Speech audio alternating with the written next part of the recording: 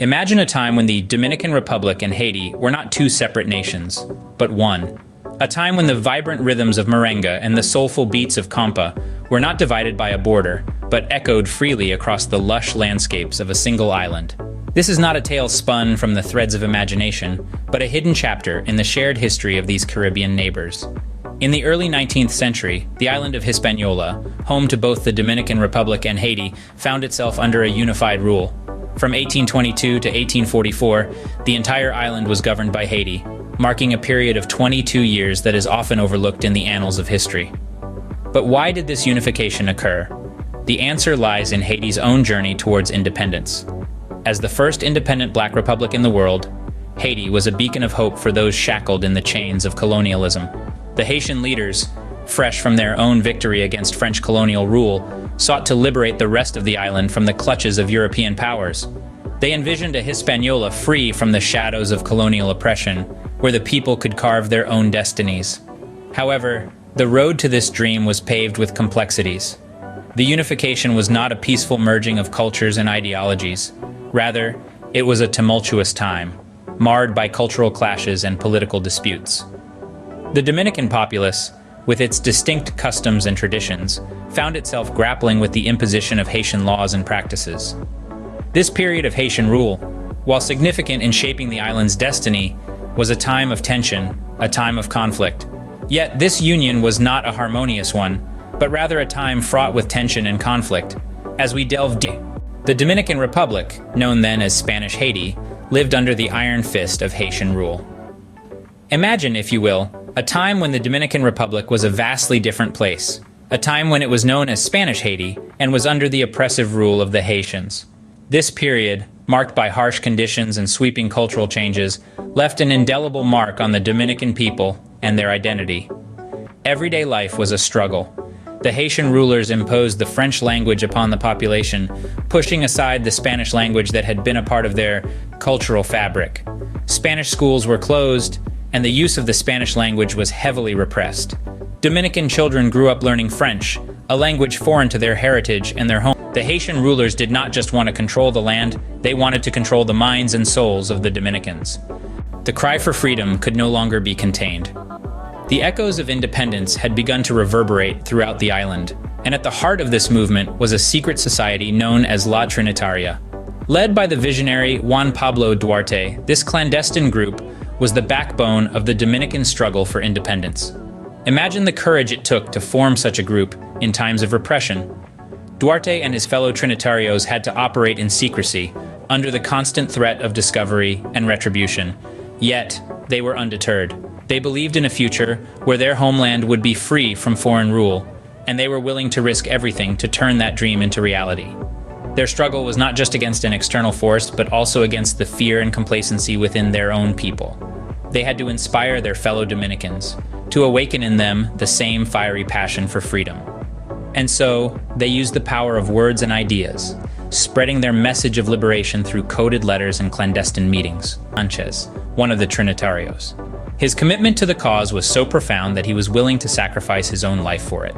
When captured by the Haitian authorities, he reportedly said, "Even if I die, the flower of freedom will not die." Their sacrifices were not in vain. Their words and actions slowly but surely stirred the spirit of rebellion among the Dominicans. More and more people began to rally behind the cause, their collective voice growing louder and more determined.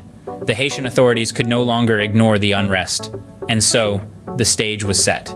The Trinitarios had sown the seeds of rebellion, and the people were ready to fight for their freedom.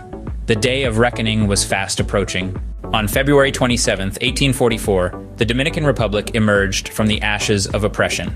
Like a phoenix rising, a new nation was born, forged in the fires of conflict and the struggle for freedom.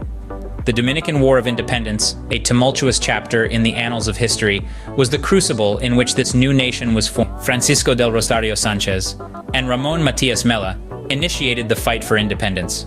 They tirelessly planned and strategized, their dreams of a free land fueling their determination. Their efforts culminated in the pivotal Battle of Azua. This was the first significant clash between the Dominican rebels and the Haitian army. Despite being outnumbered, the Dominicans managed to repel the Haitians, a testament to their indomitable spirit and their deep desire for freedom. This was followed by a series of battles, each one a stepping stone towards independence. The Battle of Santiago, the Battle of El Mimiso, and the Battle of Estreleta all painted a picture of a people unyielding in their pursuit of liberty. Finally, the War of Independence reached its climax in the Battle of El Numero. The Dominican forces, under the leadership of General Pedro Santana, achieved a decisive victory, effectively ending the war and paving the way for the birth of the Dominican Republic. The aftermath of the war was a time of reconstruction and establishment. The Dominican Republic was declared an independent nation on February 27, 1844. The birth of the Dominican Republic, a testament to the power of the human spirit in the face of oppression, stands as a beacon of hope and a reminder of the sacrifices made in the pursuit of liberty. The history of the Dominican Republic and Haiti is intertwined, a tapestry woven with threads of conflict and liberation. The shared past of these two nations, both occupying the island of Hispaniola, is a testament to the indomitable spirit of humanity and the pursuit of freedom and identity. The legacies of their past are not just etched in history books, but are evident in the everyday lives of the people.